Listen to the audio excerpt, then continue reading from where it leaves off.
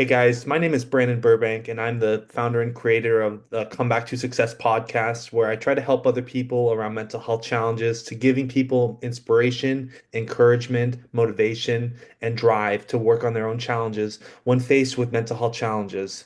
Unfortunately, some of us are impacted by mental illness and mental health challenges, and so that's what I feel like has been my calling is to help other people around mental health challenges to give them more hope and inspiration to change. So I've done a lot of series of different interviews with different audiences, and I've been able to have a great opportunity of running into Gil Nagle at Whatcom Clubhouse, where we have a discussion. And we're gonna in today's video episode, we're gonna be interviewing Gil Nagle, who is a professional around creative stuff and mental health stuff, and so we're gonna hear his perspective and his feedback.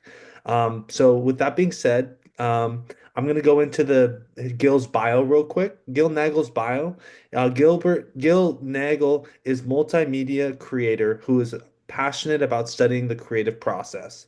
In 2023, he published Slackage Zine, a DIY publication focused on local creatives in Bellingham, Washington.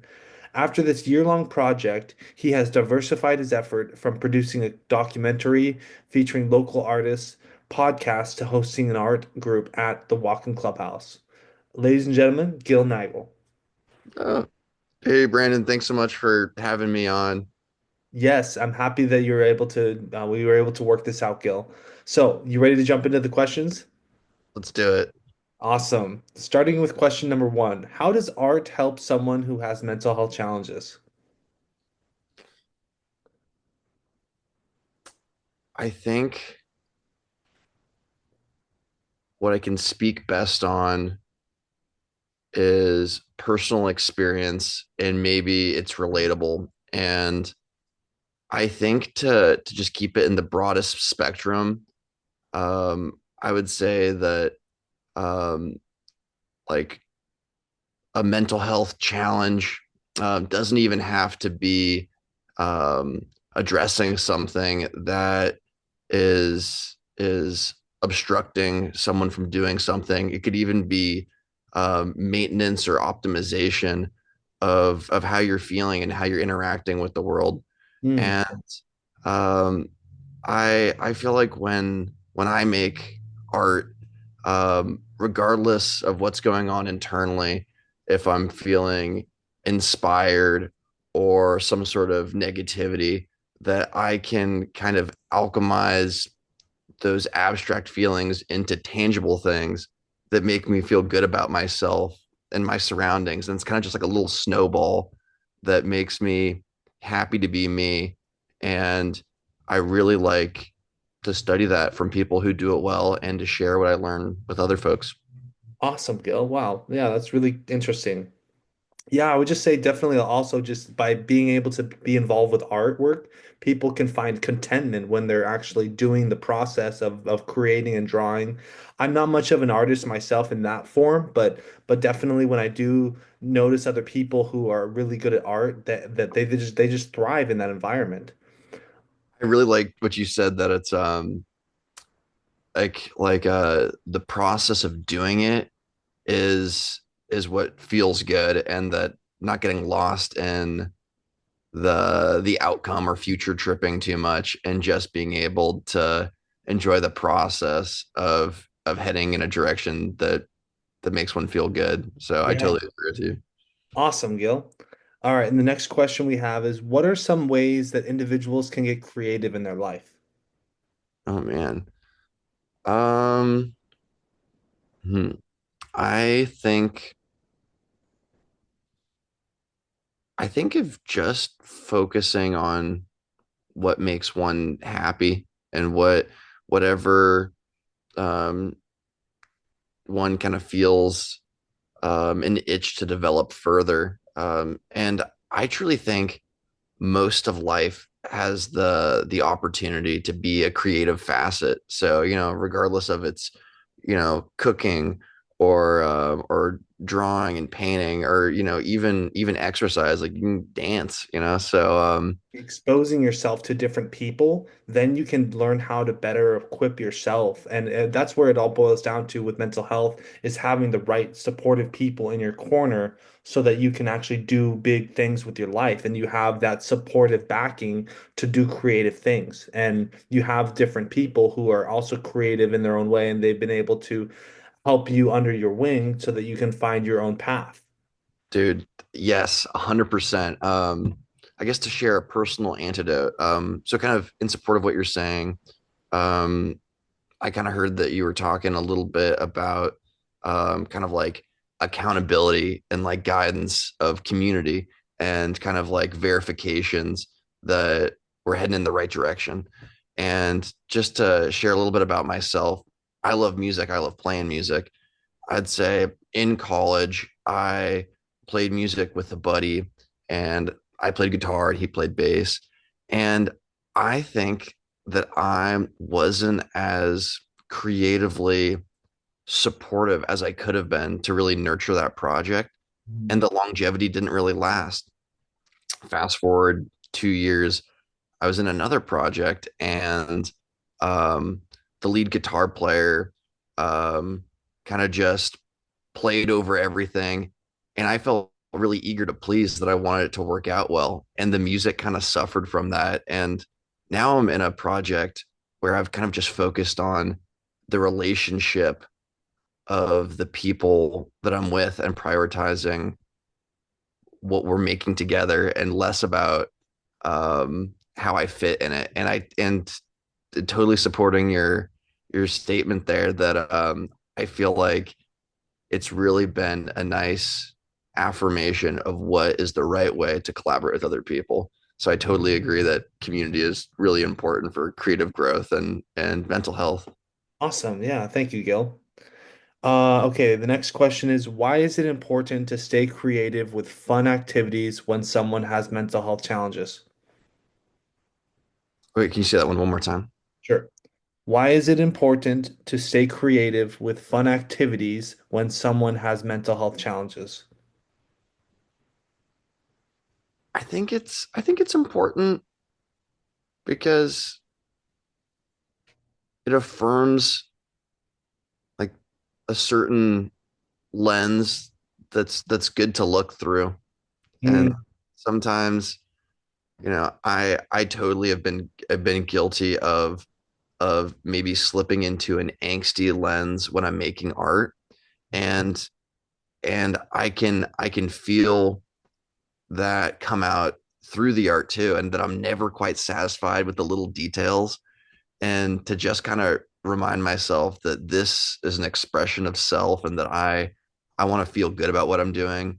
And no matter how many times I sing the part, play the riff, paint the picture, it's not going to be perfect, and that's what makes it cool. So, just that I'm getting it from inside of me to outside of me, and keeping it fun um really makes the art good and makes the soul feel good too, I guess. I don't know if that makes sense. I came out a little chunky. Oh, dude, that sounds great. I just think that when it comes to someone who has mental health challenges, we need to have joy in our life. We need to have fun activities that helps us gain more experiences that can help us feel good. Because a lot of us are going through challenges with our minds, and our mindsets are might be off. But when we're enjoying something, whether it be with artistic activities or other creative ways to use your mindset and using your own gifts from God, then you can make a difference in the lives of your own individual life who has mental health challenges, and then you can also inspire other people.